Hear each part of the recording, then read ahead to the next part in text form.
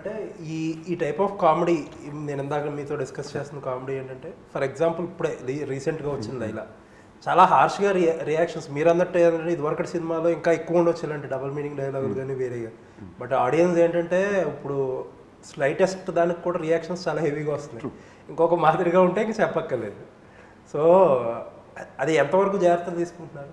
Okay, నేను ఆ cinema చూడలేదండి, ఫ్రెండ్స్ నాలెడ్జ్ లేదు. మా దాని వరకు వచ్చేసరికి ఐఎమ్ వెరీ కాన్షియస్. కొన్ని విషయాలు నేనే చూసాం, మరీ అప్పటికి నేనున్న ఫ్రేమ్ వరకు కాన్షియస్గా ఉంటా. రెండోది, దీస్ పీపుల్ ఈ జాన్రాలో వీళ్ళిద్దరూ నన్ను అడిగితే ద బెస్ట్ అండి. అండ్ వాళ్ళకి ఆ మీటర్ చాలా పర్ఫెక్ట్గా తెలుసు. And in the recent past నేను విన్న ఫ్యామిలీ ఎంటర్టైనర్స్లో most perfectly plotted clean comedy entertainer ఇది. మీకు అఫ్కోర్స్ ఒక కమర్షియల్ సినిమా అనేసరికి ఒక యాక్టింగ్ మీటర్ కానీ ట్రీట్మెంట్ మీటర్ కానీ 20% ప్లస్ ఉంటుంది. బట్ అది I get what you're saying, it's very thin line. ఆ థిన్ లైన్ని పట్టుకోవడమే మ్యాజిక్ ట్రిక్. అది వీళ్ళకి చాలా బాగా వచ్చు, అది చాలా బాగా చేశారు.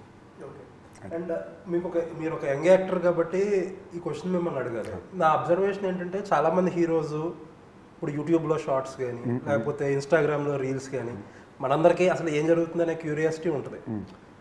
బట్ యూట్యూబ్లో ఒక రకమైన యూట్యూబ్ కానీ లేకపోతే ఇన్స్టాలో కానీ ఒక రకమైన కంటెంట్ సెల్ అవుతుంది. ఇప్పుడు మనం మాట్లాడుకుంది డబుల్ మీనింగ్ అను ఇంకోటి సెల్ అవుతుంది, వాటికి ఎక్కువ వ్యూస్ కూడా వస్తాయి. అది బట్ ఏంటంటే అక్కడ ఒక ఓనర్షిప్ అనేది ఎవరికి ఉండదు. ఇప్పుడు మీరు ఒక లైన్ దాటినా లైన్ దాటకపోయినా సరే ఎవరికి సమాధానం చెప్పక్కర్లేదు. సో హీరోస్కి ఏదన్నా అంటే జనాలు ఎక్కువ కన్జ్యూమ్ చేస్తున్నారు లేకపోతే అనే మైండ్ సెట్ ఏదైనా ఉంటుందా? నాకు మిగతా వాళ్ళ గురించి నిజంగా తెలియదండి.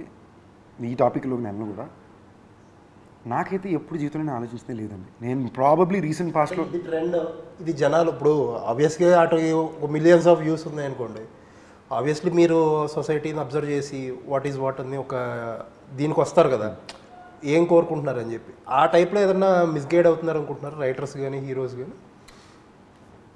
బేసిక్లీ తెలియట్లేదండి. అంటే నేను బేసిక్లీ ఎప్పుడు పనిచేసినప్పుడు if you see my entire career ఎప్పుడు కూడా ఒక జాన్రా హిట్ అయిందంటే ఇమీడియట్గా ఆ జాన్రాని ఎత్తి చేసిందే లేదు. నేను ఎప్పుడో ఒక హిట్ డైరెక్టర్ని ఇమీడియట్గా వెళ్ళి పికప్ చేసుకుంది లేదు. I have always try to do what I believed which suited me. మీకు అప్పుడప్పుడు ప్రాబ్లీ ఒక పాట ప్రాబబ్లీ ఇలాంటి పాటలు వర్కౌట్ అవుతున్నాయి, ఇలాంటి హుక్ స్టెప్లు అయితే వర్కౌట్ అవుతున్నాయి, ఇదేమన్నా తెలుస్తుందేమో తప్ప జాన్రా పరంగా ఐ డోంట్ నో అండి.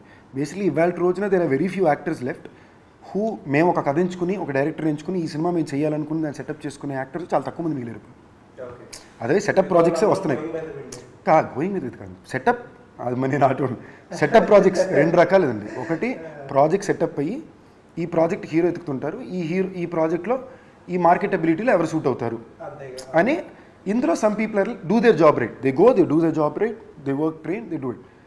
కొంచెం మంది ఏం చేస్తారు, కాదు నేను ఇలాంటి కథను రిప్రజెంట్ చేయాలనుకుంటున్నా, నెక్స్ట్ ఇలాంటి సినిమా చేయాలనుకుంటున్నా, ఇప్పుడు నాకు ఈ కథ దొరికింది, డైరెక్టర్ దొరికాడు, ఇప్పుడు దీన్ని ఎవరు చేస్తారు, ఇప్పుడు దీన్ని చేయించినా నేనే పోరాటం పడాలి. అది రెండో ప్రాసెస్. నేను జీవితంతో రెండో ప్రాసెస్లోనే ఉన్నా. ఐ థింక్ నా మొత్తం లైఫ్లో నాకు ఓకే చెప్పిన సినిమాలు రెండే, ఒకటి రాయను, ఒకటి మజాకా. మిగతా అన్నీ నేను వెళ్ళి పెట్టుకునే ఈ రెండే వాళ్ళు నా దగ్గరికి వచ్చి కథ చెప్పి సెట్ ప్రాజెక్ట్లోకి వచ్చింది.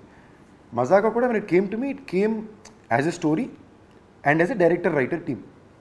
నా కథ పర్ఫెక్ట్గా నచ్చింది, of course super director writer, we went for it. But ఈ ట్రెండ్ అనేది ఐ డోంట్ నో అండి. Maybe people around or saying things. నాకైతే మేబీ నా సర్కిల్ వరకు అది ఐ హ్యావ్. అంటే